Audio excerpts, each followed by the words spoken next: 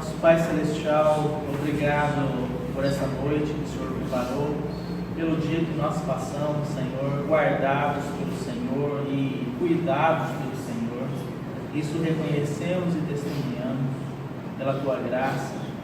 E através do Teu Filho amado Jesus, o nosso Senhor e Salvador, ó Pai Celestial, nós rogamos que neste momento o Teu Espírito Santo venha nos revelar a pessoa e obra de Cristo. Senhor, que neste momento os nossos olhos estejam no Senhor, contemplando a Ti, admirando a Ti, Senhor. E que sejamos, pelo Teu Espírito, convencidos da Tua verdade. Senhor, desesperadamente precisamos de corações como o Teu coração, que é um coração fiel, um coração obediente.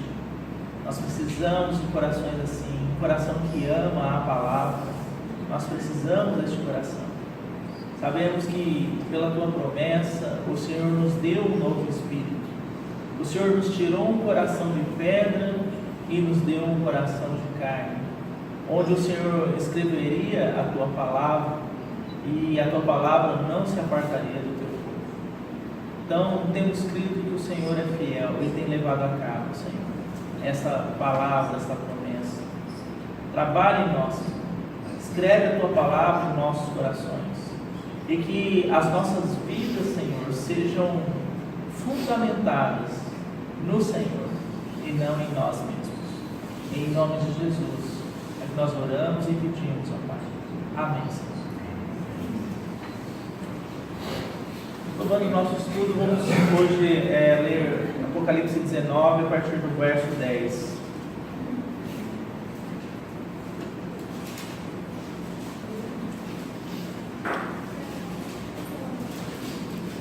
Prostrei-me ante os seus pés para adorá-lo. Ele, porém, me disse: vê, não faças isso. Sou conservo teu e dos teus irmãos que mantêm o testemunho de Jesus. Manter o testemunho de Jesus não é simplesmente obedecer a sua palavra. Obviamente que isso está incluído.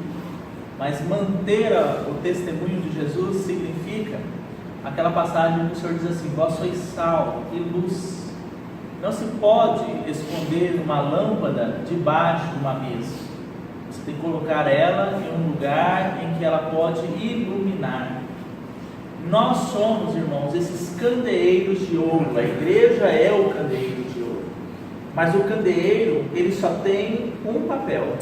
A sua função é sustentar a luz. Imagine aqueles castiçais, porque é isso que é um candeeiro. Ele é o suporte para a luz. Nós somos os candeeiros. A luz é o Senhor, é a vida do Senhor. Então, os que mantêm o testemunho de Jesus, porque aqui este anjo está falando: não se prostre diante de mim, João, porque eu sou um conservo teu. Eu e você somos servos do mesmo Deus. E eu sou conservo de todos aqueles que mantêm essa luz, que mantêm o testemunho do Senhor. Como é que nós podemos não manter o testemunho do Senhor? A palavra é muito clara: não apagueis o Espírito. Não endureçais o vosso coração ao falar do Espírito. Andai no Espírito e não satisfareis as vontades da carne. Esse é o nosso desafio hoje, irmãos. Andarmos no Espírito, não endurecermos nosso coração ao falar do Espírito, não apagarmos o Espírito, para que o testemunho de Jesus seja algo vivo e real em nossas vidas. Hoje o mundo se tornou um mundo que fala muito, tem muita facilidade na comunicação, mas tem pouca realidade daquilo que fala. Os irmãos entendem essa diferença? Nem todo aquele que me diz Senhor, Senhor, herdará o reino de Deus. É muito fácil falar Senhor. É muito fácil cantar Senhor, a minha vida é tua, o Senhor governa a minha vida, o Senhor é para mim fonte de alegria e de paz. É muito fácil cantarmos isso. mas isso tem sido algo real em nós. Ou seja, temos mantido o testemunho de Jesus? Essa é a indagação que o Espírito do Senhor nos faz hoje, né? Talvez menos falar e mais viver e mais realidade. Esse é o grande problema da cristandade de um modo geral hoje. Muito falar e pouco viver, e pouco manter o testemunho. Há um texto na palavra que é muito interessante sobre essa perspectiva, esse contexto que eu estou falando. A palavra diz que o Senhor, quando vier na sua segunda vinda, Ele será admirado pelas nações nos seus santos, né? Então a gente olha essa palavra e pensa assim, não, tem alguma coisa de errado aqui com a concordância dessa frase. Eu acho que deveria ser assim: Ele será admirado pelos santos. Não, no original é isso mesmo, admirado nos santos, porque nós somos o testemunho de Jesus. Então as pessoas vão olhar para a igreja e vão admirar a igreja? Não, vão admirar Cristo, a sabedoria, a justiça de Deus, né? Então essa é a beleza disso que nós estamos vendo aqui, ó. Não faças isso, sou conservo dos teus irmãos, que mantém o testemunho de Jesus. Adora a Deus. Agora veja que interessante. Pois o testemunho de Jesus é o espírito da profecia. Que profecia? A revelação do livro de Apocalipse, né? Acho que tem um texto que é importante nós lermos aí. Vamos abrir as nossas Bíblias em Apocalipse, capítulo 1.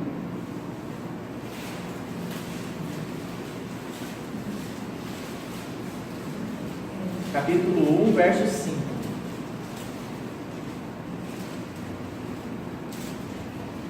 Vamos ler o 4, né? Porque aí a gente pega o contexto. O irmão pode ler, por gentileza.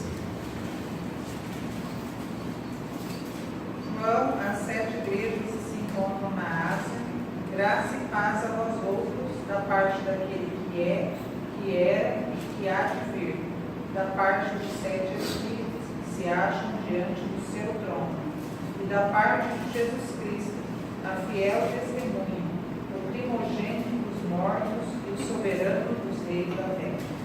A fiel testemunha. O espírito da profecia é o testemunho de Jesus. A base, o fundamento da profecia é tudo aquilo pelo qual o Senhor andou, falou, revelou em todas as épocas. É o fundamento de Apocalipse. É por isso que a gente acha tantos trechos de Apocalipse no livro de Ezequiel, nos profetas, em Gênesis, porque a palavra foi escrita por um só Espírito. E o Espírito e o testemunho de Jesus é o Espírito, é a base, é o fundamento desta revelação. Então aqui está dizendo o quê? A parte de Jesus Cristo, a fiel testemunha. Então o que João está recebendo, ele está recebendo da parte de quem? Do testemunho de Jesus. E ele está então anunciando o testemunho de Jesus, que é o fundamento, a base da profecia, da revelação de Apocalipse. Vamos voltar lá agora no capítulo 19.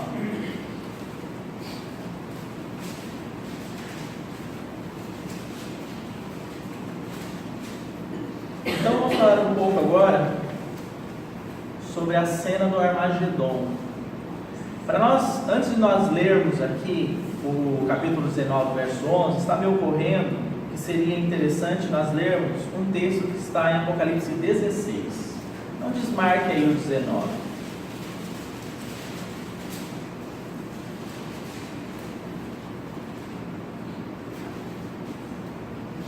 Deixa eu ver o texto.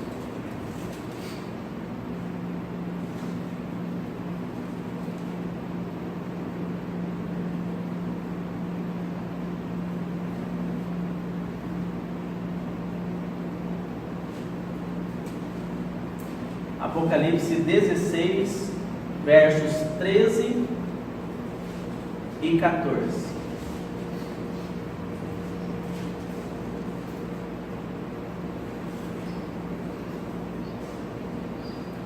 Então vi sair da boca do dragão, da boca da besta e da boca do falso profeta 3 espíritos imundos, semelhantes a rãs, porque eles são espíritos de demônios, operadores de sinais, e se dirigem aos reis do mundo inteiro, com o fim de ajuntá-los para a peleja do grande dia do Deus Todo-Poderoso. Agora veja o verso 16. Então os ajuntaram no lugar em que em hebraico se chama Armagedon.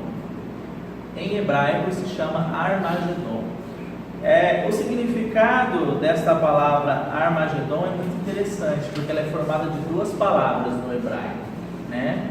A primeira é Arm, A-R-M, né? E depois Gedon. Essas 2 palavras, elas se juntam, né? E esse Gedon também pode ser visto como Megido. Talvez os irmãos tenham Megido, né? Então essas 2 palavras, elas juntas, elas nos trazem o que? Fala da montanha, do monte, numa região da Palestina. Então, Arm significa montanha, e Megido é uma região na Palestina, lá no Oriente Médio. Então é dito lá que se congregou aqueles exércitos no Armagedon, nesse Megido, esse monte chamado numa região, na região da Palestina. Agora é interessante, irmãos, que no pé deste monte há um vale de 22 quilômetros de largura e 33 quilômetros de comprimento. Porque quando nós avançarmos aqui na leitura, nós vamos ver algo das profecias que falam que Deus pisará o lagar da sua ira. Então esse vale com esse comprimento será como que um lagar, onde Deus pisará o lagar da sua ira naquele lugar. Obviamente, os exércitos da terra congregados neste mesmo lugar são muito mais extensos em quantidade do que 22 quilômetros de largura e 33 quilômetros de comprimento. Só que ali será o epicentro da batalha, o epicentro da guerra, a última grande guerra.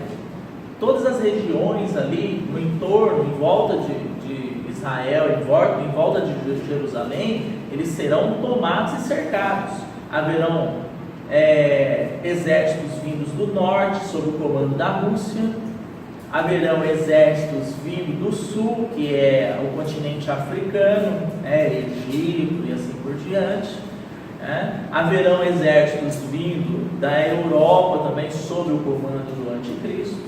Então Jerusalém estará sitiada. Haverão exércitos vindos do Oriente, muito provavelmente sob o comando da China, e sitiarão Jerusalém. E a batalha, o epicentro dela, ocorrerá aí onde nós estamos vendo. Então, os ajuntaram no lugar em que aqui em hebraico se chama Armagedon, um monte na região da Palestina, porque lá tem esse vale, o vale de Megido, tá? Então, situamos onde será essa batalha. Tem alguns outros pontos que antes da gente falar especificamente de Apocalipse 19, eu quero colocar para os irmãos. Vamos lá em Daniel 11:40.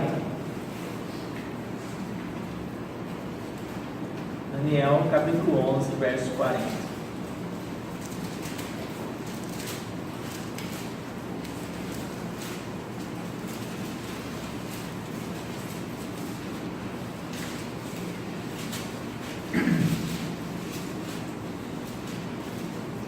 Vamos falar um pouco sobre a reunião dos exércitos.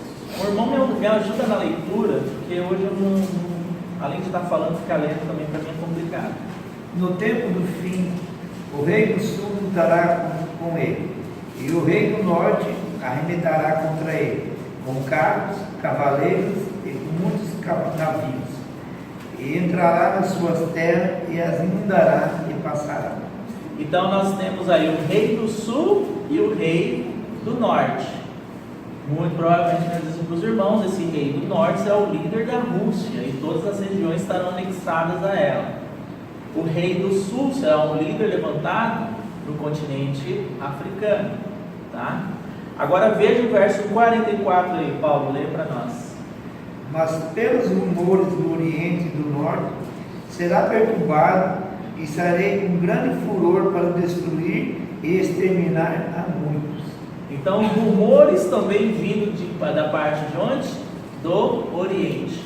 Agora os irmãos devem estar se perguntando, não, esse rei do sul lutará contra ele, o rei do norte também arremeterá contra ele, haverão rumores vindos do Oriente, contra ele quem? Contra o anticristo. Aí você, não, irmão, então você está confundindo agora a minha mente, porque para mim esses exércitos estariam sob o comando do anticristo. Irmãos, claramente Daniel nos mostra que haverá um conflito entre esses reis, né? E o epicentro desse conflito, a capital do governo do anticristo, muito provavelmente será Jerusalém, porque lá diz que depois que o templo for reconstruído, ele se assentará no templo e se proclamará Deus. Talvez então o anticristo governe de Jerusalém. Então esses exércitos vêm se ajuntar inicialmente por esse conflito entre eles, mas claro que nada foge do propósito do Senhor. Então o motivo aparentemente estampado para o mundo inteiro naquele tempo será um conflito entre esses governantes. Então o rei do norte arremeterá contra ele, o rei do sul também lutará contra ele, haverão rumores do Oriente vindo. Mas por que esses exércitos se ajuntam logo naquela localidade? Abra sua Bíblia em Apocalipse. Já pedi, não desmarquem Apocalipse, nós vamos ler vários textos. Capítulo 9, verso 16.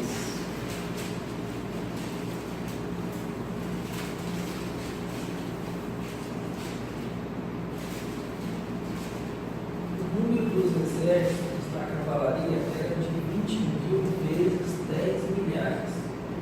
Eu ouvi o seu número. Pode continuar. Assim, nesta visão, contemplei que os cavalos e os seus cavaleiros tinham couraças cor de fogo, de jacinto e de enxofre. A cabeça dos cavalos era como cabeça de leão, e de sua boca saía fogo, fumaça e enxofre.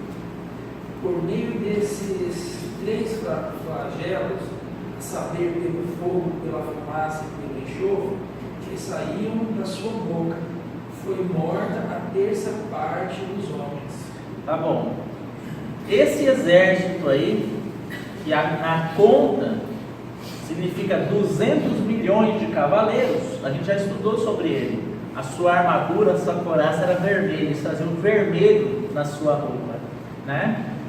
Apocalipse 16, verso 12, vai nos revelar de onde eles vêm. Derramou.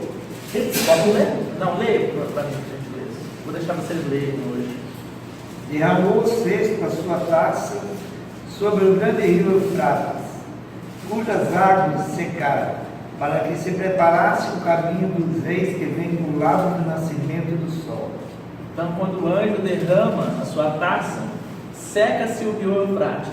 Ele vira então um corredor, um lugar de trânsito, para preparar o caminho de quem? Dos reis que vêm do lado do nascimento do sol. Você já ouviu falar que o Japão é a terra do sol nascente? Por quê? Porque ele é a região do Oriente, China, Japão, a Ásia, né? Então lá é o Oriente. Então esses reis vêm do Oriente com seu exército também. Por isso que nós estamos vendo fechando, né? Sul, Norte, Oriente, está cercando, estão vindo para uma batalha. Todos os exércitos da terra estão sendo convocados. De repente, o motivo aparente, como eu falei, é o quê? Um conflito de comando entre eles. Mas esse não é o propósito verdadeiro. Vejam que nesse próprio contexto de Apocalipse 16, que nós já lemos, diz que saem espíritos imundos da boca do dragão, da besta, né? E do falso profeta. E esses espíritos imundos, que eu estou falando aí no verso 13, se você quiser você pode acompanhar. Esses espíritos imundos são o quê? Espíritos de demônios. E eles fazem o quê? Eles se dirigem aos reis do mundo inteiro para juntá-los. Irmãos, então os demônios vão em torno dos reis do mundo inteiro, esses exércitos que eu acabei de falar, com o objetivo a juntá-los.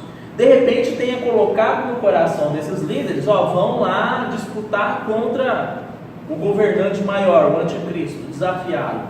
Mas na verdade o intento do diabo é reuni-los para ter para si um exército para pelejar contra quem? Contra Cristo. Esse é o intento do diabo. Como é que nós sabemos isso, irmãos? Apocalipse, capítulo 12. Os irmãos querem ir lá?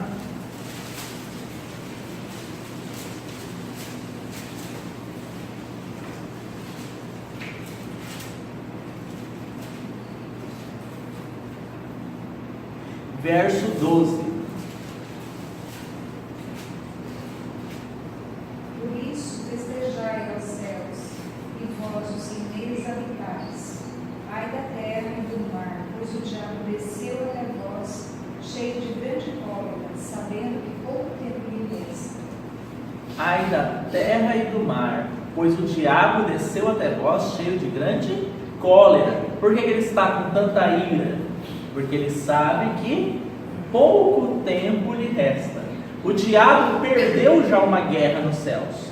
Satanás habita nos ares com as suas hostes malignas. E ele foi expulso de lá, ele foi precipitado. Né? A Apocalipse 12 fala dessa batalha aqui. Né? Miguel e seus anjos contra o dragão e seus anjos.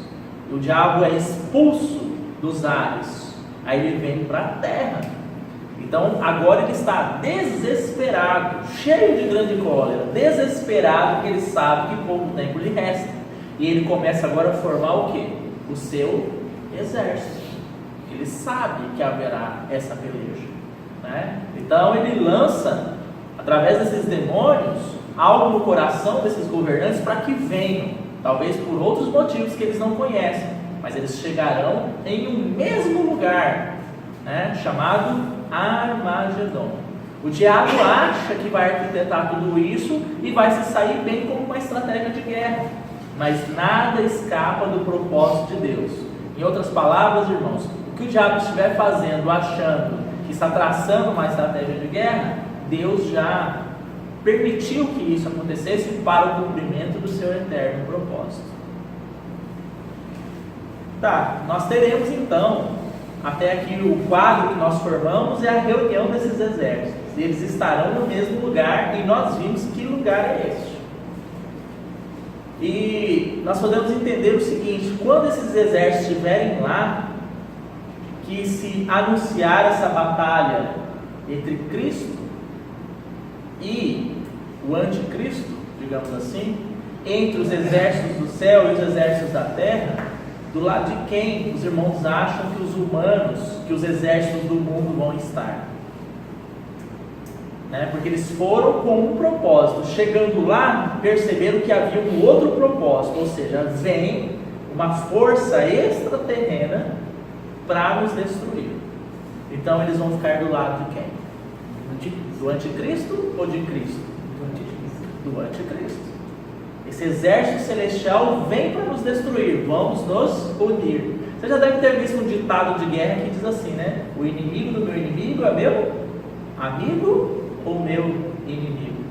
Ou seja, nós lutamos entre nós aqui, mas existe uma outra força vindo contra todos nós. Então vamos nos unir. Você quer ver isso na palavra, irmão? Abra sua Bíblia em Salmo capítulo 2.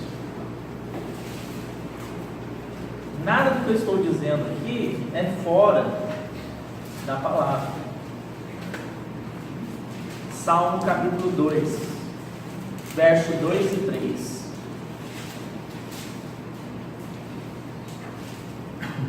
Os reis da terra se levantam e os príncipes conspiram contra o Senhor e contra o seu ungido, dizendo: Tá bom. os reis da terra se levantam, os líderes desses exércitos e seus príncipes, e eles conspiram contra Deus e contra o seu ungido, como se dissessem assim: essa força vem, e aí, o que nós vamos fazer? Vamos nos unir e vamos enfrentar? Veja aí agora o verso 3. Rompamos os seus laços e sacudamos de nós as suas algemas. O que significa isso? Não nos sujeitaremos a um governo exterior. Jesus veio para reger as nações com o seu cetro de ferro e mostrar o que é um governo com justiça. Então, o que os príncipes do mundo dizem? Vamos sacudir de nós essas algemas, vamos romper esses laços. Os irmãos estão vendo, irmãos? Havia uma conspiração. Eles com certeza permanecerão do lado do anticristo e serão por ele convencidos de que devem lutar pelo dragão e não por Cristo. Mas claro, isso não foge do propósito do Senhor.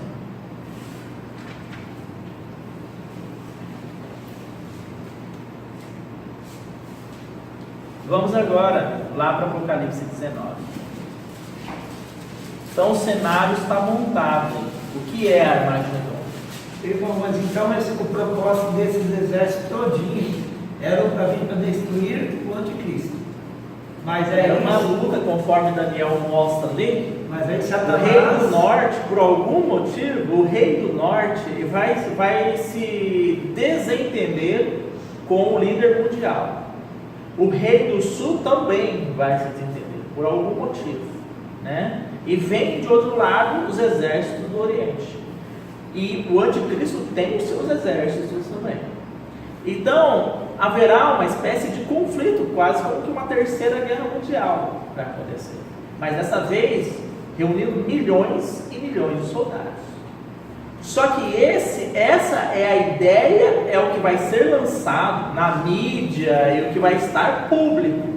Mas do ponto de vista espiritual, o diabo usou esse pretexto para ajuntar esse exército em um lugar só, porque ele sabe que pouco tempo resta. Os demônios saem a convocar esses exércitos de todas as partes, de todos os reis da terra, entendeu? Para o dia da grande peleja. Então eles vêm por um motivo aparente, mas há um pano de fundo por trás disso, uma outra motivação, entendeu? Essa é a questão. Bom, Apocalipse 19, então, verso 11, diz assim: vi o céu aberto, e eis um cavalo branco, e seu cavaleiro se chama Fiel e Verdadeiro. Nós vimos lá em Apocalipse 1, né? A testemunha fiel. Nosso Senhor, ele é sempre chamado de o fiel, o verdadeiro.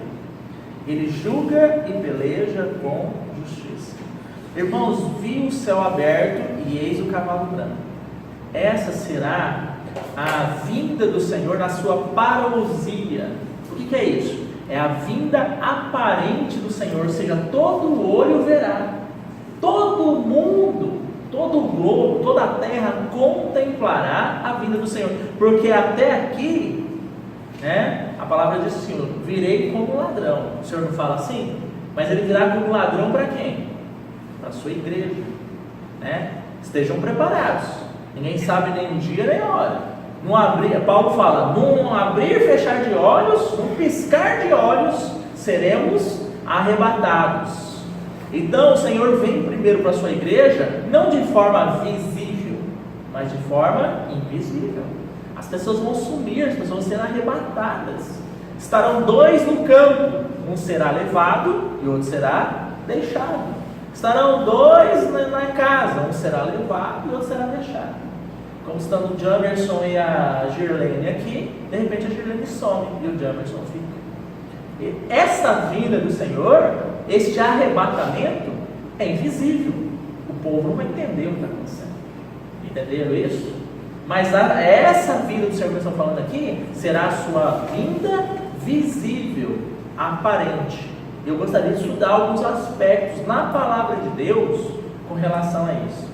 Irmãos, eu estava fazendo algumas pesquisas e os irmãos eruditos, aqueles estudiosos, têm muito conhecimento da palavra, eles dizem que no Novo Testamento, a cada 25 versículos, um versículo de todo o Testamento, a cada 25, um versículo fala da volta do Senhor ou do arrebatamento da igreja, de forma direta ou indiretamente. Então são muitos versos que falam desta vinda do Senhor, porque o Espírito de Deus tem revelado e reafirmado essa verdade para a sua igreja. É a nossa grande esperança, é a volta do Senhor. Então, como que vai ser? Vamos ver alguns textos sobre a vinda aparente do Senhor. Bom, separei alguns textos aqui para nós caminharmos sobre eles. Vamos primeiro em Mateus 24, versos 29 a 30.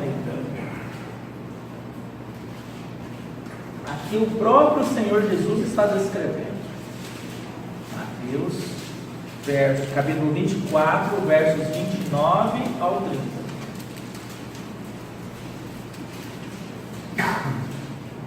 Logo em seguida, a tribulação daqueles dias, o sol escurecerá e a lua não dará sua claridade. As estrelas cairão no firmamento, os poderes do céu serão abalados. Então aparecerá no céu o sinal do Filho do Homem.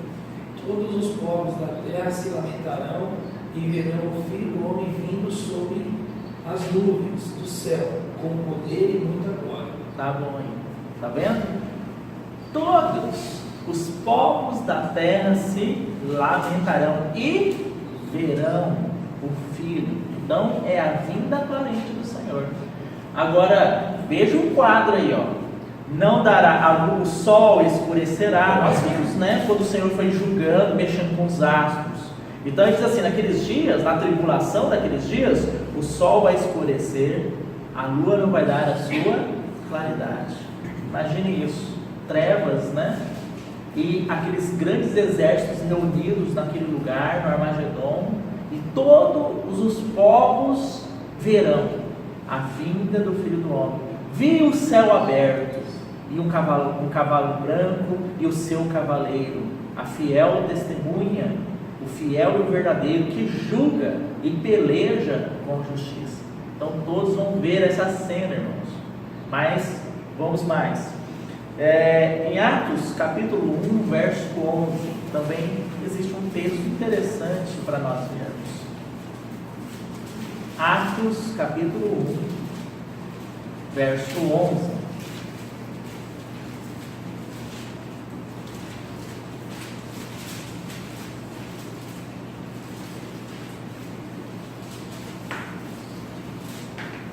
Eles disseram: varões galileus, por que estáis olhando para as alturas? Então Jesus, que dentre vós foi assunto ao céu, virá do modo como visto subiu. Então aqui já não é mais o Senhor Jesus que está falando, são os anjos do Senhor que aparecem quando ele foi ascenso aos céus. Então ele sumiu nas nuvens e estavam lá os discípulos olhando aquela cena maravilhados. Aí os anjos aparecem e dizem isso: da mesma forma que vocês viram ele subir, ele virá. De onde ele estava subindo, irmãos? Monte das Oliveiras. Então ele virá também da mesma forma. E a gente vai ler isso. Ele virá sobre o Monte das Oliveiras. Mais um texto, 2 Tessalonicenses, capítulo 1, versos 6 ao 10. Tem vários textos, irmãos. 2 Tessalonicenses 1, do 6 ao 10.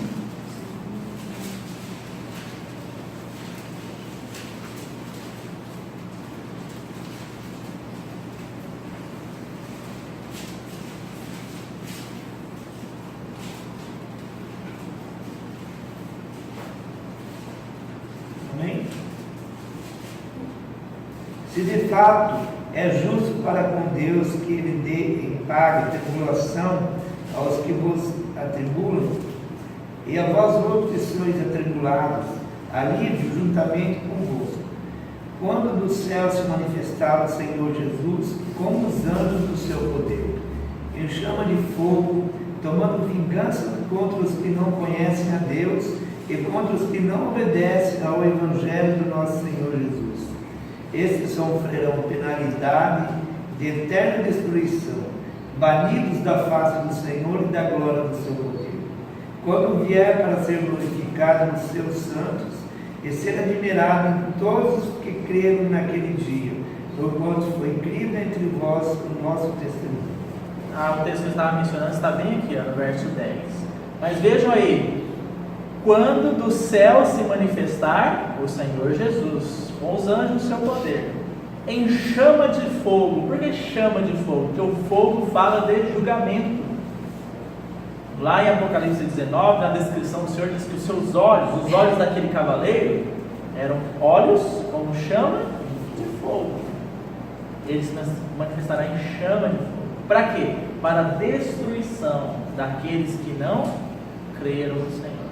Aqueles exércitos que lá estarão congregados sob o comando do anticristo, para pelejar contra o nosso Senhor. Então, vários textos falam dessa manifestação visível. Essa cena, irmãos, é uma cena tremenda. Só de nós imaginarmos, ficamos impressionados. Se a gente for em Apocalipse 16, por exemplo, o que vai anteceder um pouquinho antes dessa cena e no decorrer dela? Lá diz assim, que haverão relâmpagos, trovões, porque a palavra de Deus diz que o Senhor falou, né? Assim como o relâmpago que sai do Oriente se mostra no Ocidente. Então lá haverão relâmpagos, trovões, terremotos sobrenaturais, chuva de pedras do peso de 45 quilos cada uma, né? Então é esse cenário que o Senhor está se manifestando e se revelando ao mundo inteiro e vindo com seus exércitos do céu para esta grande batalha. Por isso que os povos se lamentarão nesse dia, né? De não terem recebido o Senhor, de não terem crido nele, de terem preferido adorar a imagem da besta e o dragão. Vamos avançar um pouco mais lá em 19.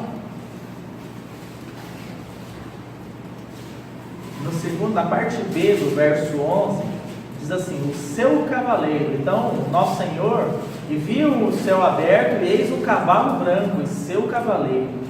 Essa figura de um cavalo branco e o seu cavaleiro fala do seu comando, né? Naquelas grandes batalhas medievais, quando a gente assiste pela televisão, o comandante do exército ia à frente do exército montado no cavalo, né? E o exército vinha marchando atrás dele. Então essa figura do comando do Senhor, porque ele é rei dos reis e senhor dos senhores. E essa figura do cavaleiro montado no cavalo branco fala também do conquistador. Não sei se os irmãos já viram né? Por exemplo, os quadros são pintados sobre Napoleão Bonaparte. Geralmente ele está onde? Montado no cavalo branco, e branco ainda, né? Montado no cavalo branco. Então a figura de conquistador. Então nosso Senhor vem nesse cavalo branco, esse cavaleiro. Por quê? Porque ele é o comandante dos exércitos do céu. Ele é o rei dos reis. E ele é o conquistador, né? Eu acho que falando isso a gente pode voltar rapidamente em Salmo 2 para continuar uma leitura interessante lá. Salmo 2.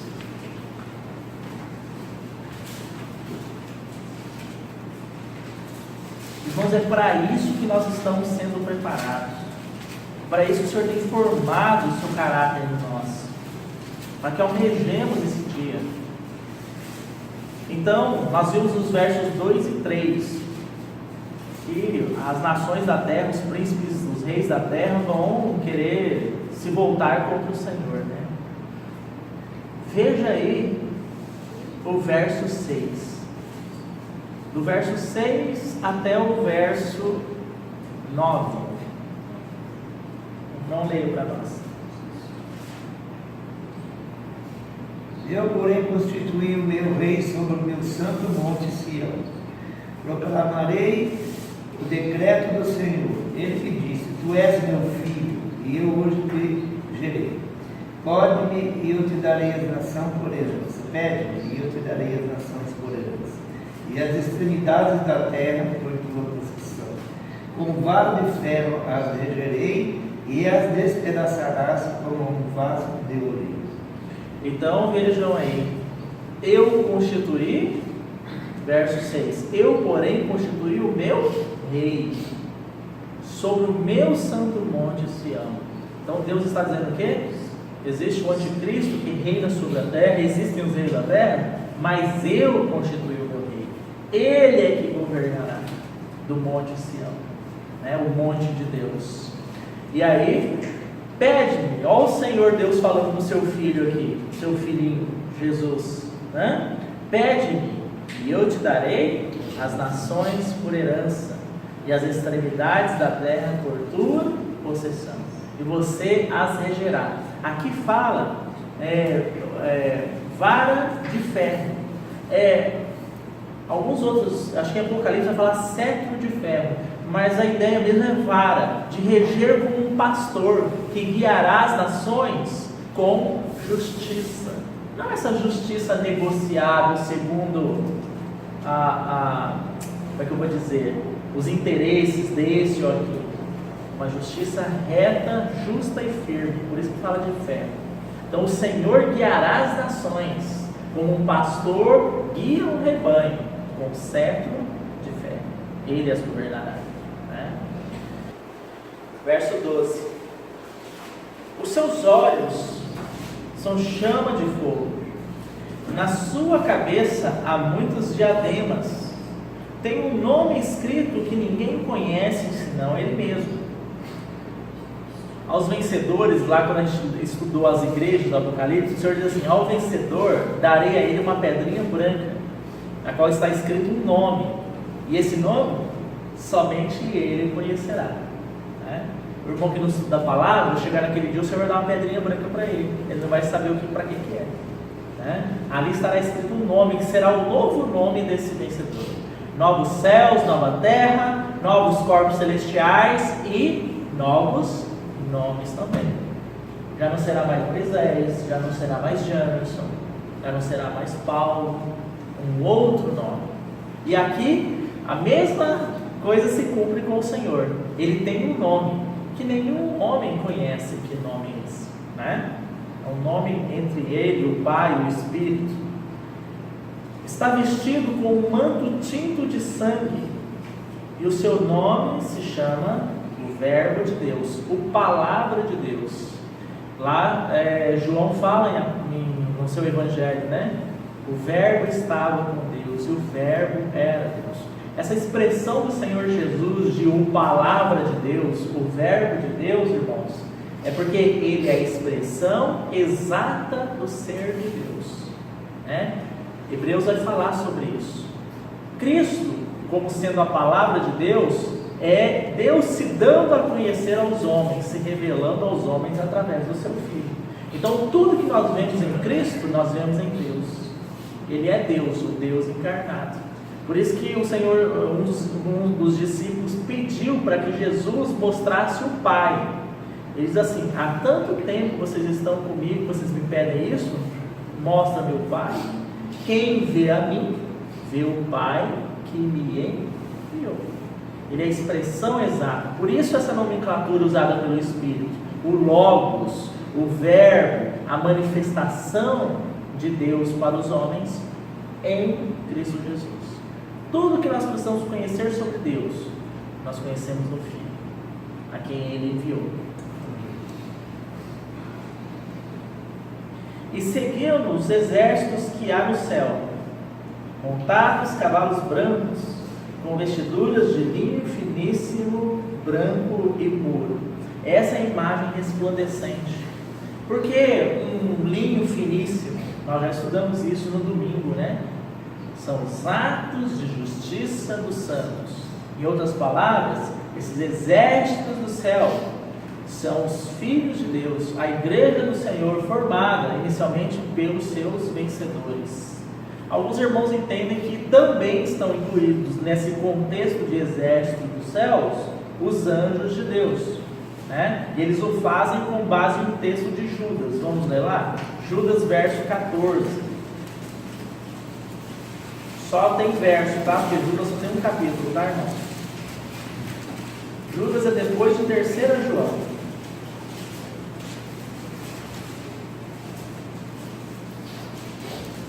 Destes profetizou também Enoque, sétimo depois de Adão, dizendo: eis que é vindo o Senhor com milhares de seus santos. A nossa tradução fala o quê? Das suas miríades, né? Então, alguns irmãos, com base nesse texto aqui, fazem alusão a anjos, as miríades do Senhor, os seus exércitos. Mas, talvez, mais adequado seja para nós entendermos que, principalmente, sem nenhum erro, sem nenhuma sombra de erro, esse exército será composto, sim, da igreja do Senhor, dos vencedores, né? Aqueles que reinarão com Cristo no seu reino milenário, tá bom? Vamos voltar lá para o Apocalipse?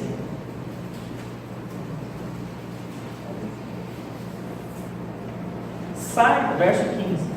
Sai da sua boca uma espada afiada, para com ela ferir as nações, a palavra de Deus, né? E ele mesmo as regerás, aí, ó, tá vendo? Com cetro de ferro. A tradução aqui no original mais adequada é com vara de ferro. E pessoalmente pisa o lagar do vinho do furor da ira do Deus Todo-Poderoso. Onde é que é a menção desse lagar? Vamos em Apocalipse, vamos voltar um pouco aqui. Apocalipse, capítulo 14, dos versos 17 ao 20.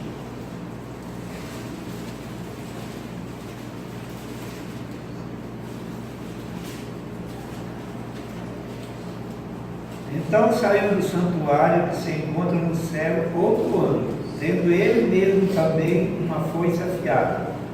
Saiu ainda do altar outro anjo, aquele que tem autoridade sobre o fogo, e falou em grande voz ao que tinha foice afiada, dizendo: toma tua foice afiada e ajunta os cachos da videira da terra, porquanto as suas uvas estão amadurecidas. Tá bom, para aí. Ajunta os cachos de uva ou da videira da terra, porquanto as suas uvas estão amadurecidas. Foi ajuntado esses cachos, irmãos? Nós não vimos lá os reis da terra sendo preparados para aquela grande guerra? Eles não acabaram de uma forma ou de outra. Se fosse estratégia de guerra do diabo, se fosse os reis da terra achando que entraria em conflito com o anticristo, de todo jeito eles não foram parar todos num lugar só? Sim. Então, ajunta da videira da terra os cachos de uva, porque eles já estão prontos, eles já estão amadurecidos. Para que eles estão prontos? Eles já estão ajuntados. É o que nós estamos estudando lá em 19. Continua, Paulo. Então o anjo passou a sua foice na terra, e vidimou a videira da terra, e lançou-a no grande lagar da cólera de Deus. E o lagar foi pisado fora da cidade, e correu o sangue do lagar até os freios dos cavalos, numa extensão de 1.600 estados. Essa é a batalha. Então essas uvas são uma representação, uma figura de todos os exércitos da terra reunidos em um lugar. E eu falei para vocês, Armagedon, Megido, Vale do Megido, Vale de Megido, que é o que? O lagar de Deus, né? Aquele vale. Ali é como se fosse então um lugar onde se coloca as uvas para pisoteadas. É ali que eles serão pisados, eles serão esmagados, serão aniquilados, como nós vamos ler lá em Apocalipse 19. Vamos voltar para lá? Então vimos o que é o lagar, né, da ira de Deus, e quem vai pisá-lo. Apocalipse 19, 16, verso 16. Tem no seu manto e na sua coxa um nome escrito: Rei dos Reis e Senhor dos Senhores. Claro, ele governará sobre todos.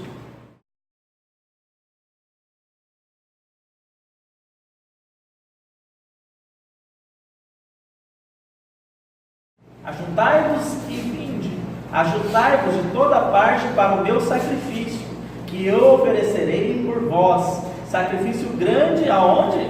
Nos montes de Israel, lá na Palestina. E comereis carne e bebereis sangue. Comereis a carne dos poderosos e bebereis o sangue dos príncipes da terra, dos carneiros, dos cordeiros, dos bodes, dos novilhos, todos os engordados em Baçã. Do meu sacrifício que oferecerei por vós, comereis a gordura todos vós, até fartardes, e bebereis o sangue até vos embriagardes. A minha mesa, não estava falando lá em Apocalipse 19 da ceia do Senhor? A minha mesa vós vos fartareis de cavalos e de cavaleiros, de valentes e de todos os homens de guerra, diz o Senhor Deus.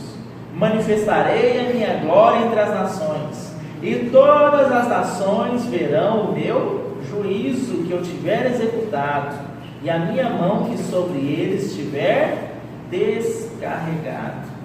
Todas as nações verão o meu juízo, a minha glória, e as aves se fartarão das carnes de cavaleiros e dos seus cavalos. Está falando dos exércitos da terra que estarão reunidos no dia da grande peleja, da grande batalha.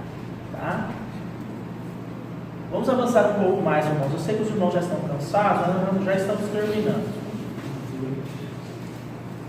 Vamos ler o 17 e o 18 novamente, de Apocalipse 19, tá? Então, Apocalipse capítulo 19, verso 17 e 18.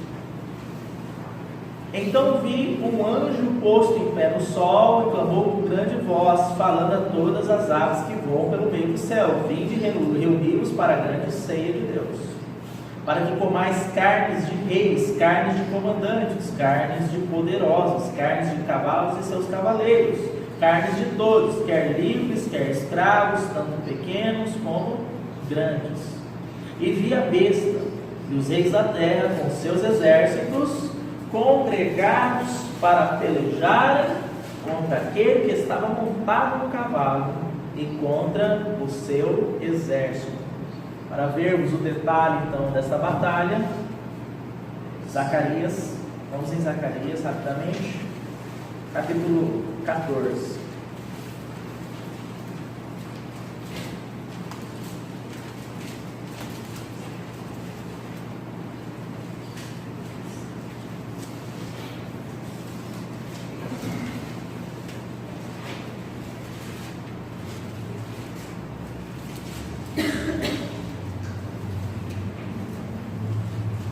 Versos 2 ao 4. Podemos ler o 1, né? Não há por que evitá-lo. Eis que vem o dia do Senhor, em que os teus despojos se repartirão no meio de ti. Porque eu ajuntarei todas as nações para a peleja contra Jerusalém. Para aí, Paulo. Então as nações vão estar juntas no mesmo lugar. E lá em Jerusalém, acredito que será a sede do governo do anticristo, né? Eles vêm então para aquela anunciada guerra de forma externa, mas um motivo não revelado, a estratégia do diabo de reunir todos os exércitos no mesmo lugar, tá? E envolve sim a destruição de Jerusalém. Então pode continuar, Paulo. E a cidade será tomada, e as casas serão saqueadas, e as mulheres forçadas, metade da cidade sairá para o cativeiro, mas o restante do povo não será expulso da cidade.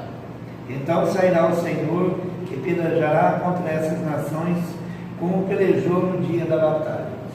Naquele dia estarão os seus pés sobre o Monte das Oliveiras, que está de frente de Jerusalém para o oriente.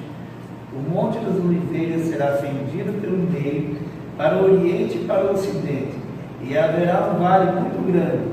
Metade do monte se apartará para o norte e a outra metade para o sul. Então, vocês viram ali, estarão seus pés sobre o Monte das Oliveiras. Irmãos, quando o Senhor tocar os seus pés vindo dos céus com esses exércitos e toca seu pé no Monte das Oliveiras, o que aqueles anjos disseram: assim como vocês viram ele subir, ele voltará.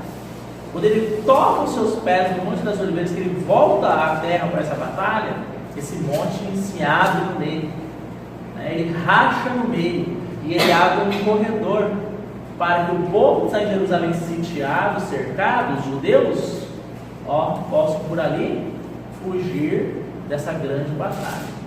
E o propósito dele, né, ele fala assim, porque eu ajuntarei ele mesmo, cara. É porque nada, deixa eu citar um exemplo para vocês. Por exemplo, lá em Jó, o livro de Jó é muito belo. Porque, como é que começa? O diabo vem na presença do Senhor e fala: olha, esse servo seu Jó aí, que você disse que ele é um homem justo, um homem íntegro, ele é assim porque você abençoa ele. Você abençoa ele de forma material, não falta nada para ele, ele tem tudo que ele quer. Toca nos bens dele para você ver, tira os bens materiais para ver se ele não vai te blasfemar. O Senhor fala para ele o quê? Você está autorizado, vai lá e toca nos bens dele, mas não toca na vida. Está vendo? O diabo então acha que vai provar para Deus e para todo mundo que os homens que ele chamou para si apenas o buscam por aquilo que ele pode oferecer aos homens. Então essa era a estratégia do diabo. E o diabo achou que estava no controle da situação. Vai lá e toca nos bens, e Jó perde bens materiais, perde filhos, e mesmo assim ele não amaldiçoa Deus. Aí o diabo vem de novo na presença de Deus, aí Deus fala: você viu o meu servo Jó, que você tocou e ele não amaldiçoou? Aí o diabo fala o quê? Tira a saúde dele para você ver. Coloca ele numa situação difícil, só para ver se ele não vai te amaldiçoar. O Senhor vai. Então vai lá, toca na saúde, mas não toca nos bens. Não toca na vida. E aí Jó se encheu de úlceras, chagas, e ficou uma situação terrível. A própria mulher de Jó pulou do barco, falou assim: amaldiçoa Deus, Jó, e morre, porque, meu amigo, para você não tem mais jeito. Né? E ali começa então, vem os amigos de Jó, e Jó começa a falar, Jó começa a expor algo que estava muito oculto no seu coração. O que era? Ele era um homem cheio de justiça própria. E que a sua experiência com o Senhor, embora ele tivesse uma experiência com o Senhor, era baseado numa retribuição. Ou seja, ele fazia o bem para o Senhor, ele obedecia a palavra do Senhor e Deus tinha que abençoá-lo. Essa era a medida que Jó tinha naquele começo, né? Então Deus vai trabalhando. A partir do capítulo 33, Deus começa, né, a trabalhar na vida de Jó, começa a falar com Jó. E lá no final do livro, sabe o que acontece, irmãos? Jó fala assim: olha, Senhor, antes eu te conhecia só de ouvir falar, mas agora os meus olhos te veem, né? Por isso me abomino no pó e na cinza. Então Jó chegou a uma experiência mais profunda com Deus, e ele experimentou algo da parte de Deus muito mais rico do que aquela experiência que ele tinha antes no capítulo 1. Então vocês veem, irmãos, que o diabo achou que ia fazer algo, expor para todo mundo que os homens só buscam Deus por aquilo que Deus pode dar, mas na verdade Deus estava usando o diabo como um instrumento para quê? Para amadurecer Jó, para levar Jó a níveis de experiência com o Senhor mais profundas, mais ricas. Em outra palavra, o diabo foi um instrumento para que Deus abençoasse o seu servo Jó. Lá diz que enquanto Jó orava, ele recebeu uma porção dobrada, né? E as pessoas acham: tá vendo, depois Deus restituiu para Jó tudo em dobro. Nossa, que maravilha! Que mentalidade materialista, irmãos. Quando lá diz que então Deus dobrou a sua sorte, lá a sua porção, isso fala de porção dobrada. Porção dobrada era algo que era destinado apenas aos filhos primogênitos, os filhos maduros nas famílias. O que distinguia um filho primogênito dos demais filhos nas famílias antes? É que o filho primogênito tinha sempre uma porção dobrada. E primogenitura fala do quê? De maturidade espiritual. Então, quando lá fala que, né, dobrou a porção do que Jó tinha antes, o que tinha sido tirado dele, ele recebeu em dobro, é para caracterizar o quê? essa maturidade de Jó. Jó amadureceu espiritualmente. Então, dentro disso que o Paulo falou, é importante a gente colocar. O diabo acha que está fazendo por um motivo. Os exércitos, os reis da terra acham que estão fazendo por um motivo. Mas na verdade, tudo vai culminar aonde? Onde Deus quer. Para que o nome dele seja glorificado. Foi daqui, foi daqui, foi dali, mas parou aonde Deus queria que parasse. Para ali ele cumprir a sua palavra. Pede-me, filho, e eu te darei as nações por herança. Naquela passagem, irmãos, podem ler o Salmo 2 inteiro depois em casa. Lá diz assim, que os reis da terra arquitetavam contra o Senhor e o seu ungido, e Deus dava risada dos céus, né? E o Senhor dá risada, falando, olha, acham que vão fazer alguma coisa, né? Que podem alguma coisa contra o meu propósito.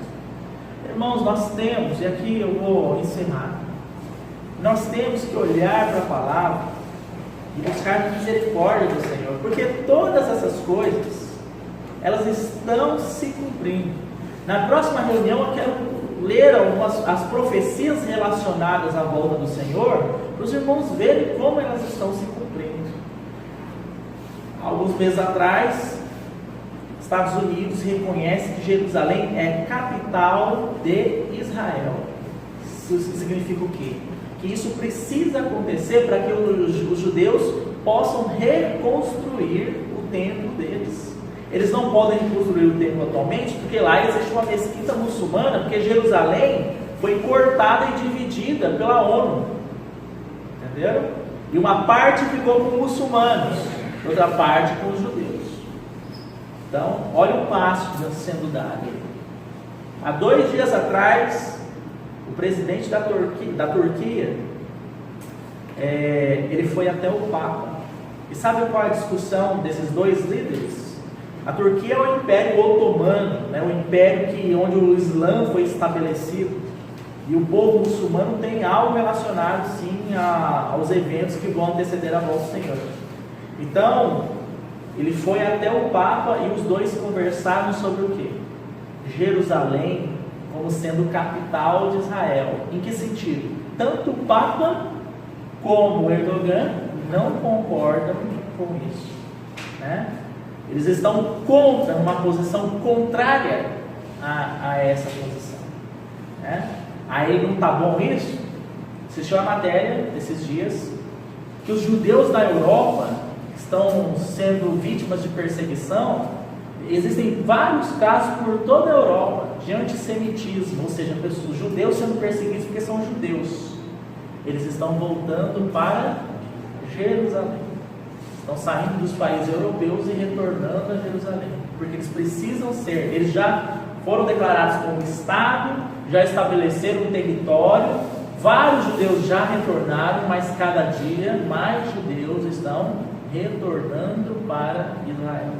Então, irmãos, não achem que essas coisas são mais uma notícia que o Jornal Nacional trouxe, porque não. O propósito de Deus está se construindo para isso aqui, ó, ajuntar os reis da terra, né, como uvas no meu lagar, para que eles sejam pisados e sejam destruídos, para que o meu filho reine sobre a terra, né? Que o Senhor nos ajude a olharmos esses eventos e não ignorarmos eles. Amém? Vamos orar ao Senhor.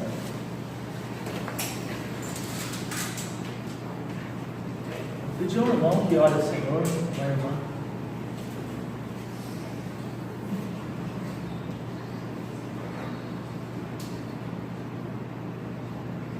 Te agradeço, Deus, por mais esse momento, Deus, que o Senhor nos concede, Deus, e por Deus, para estudar a tua palavra, Deus, te tesouro, Deus, por este momento, Deus, queridos, seus livros de Apocalipse, que o Senhor tem usado, Deus, para estudar, para que tem trazido, Deus, um ensinamento muito claro para cada um de nós, Deus. Eu agradeço pela vida de nossos irmãos, Deus, que tem atendido esse chamado, Deus, para que o Senhor esteja nos despertando dia a dia a mais nos aprofundar na tua palavra, Deus. Pai, eu quero te agradecer, Deus, eu te pedir, nos leva para